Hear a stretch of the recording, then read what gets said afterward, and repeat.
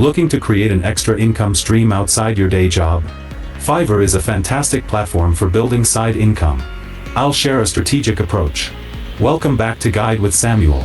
Starting on Fiverr part-time lets you test the waters without pressure. Focus on a specific skill you already have that's in demand. Graphic design, video editing, writing, and voiceover work are great starting points. Set realistic time commitments. Block out specific hours each week dedicated to your Fiverr work to maintain consistency.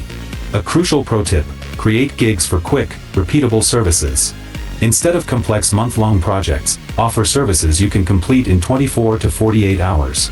This creates a faster cash flow and fits perfectly around a busy schedule. And just like that, you can build a profitable side hustle on your own terms. Fiverr side income can grow into a full-time business over time. What skill would you use for a Fiverr side hustle? For your final question, subscribe for our next video on how to succeed as a new Fiverr seller. Thanks for watching.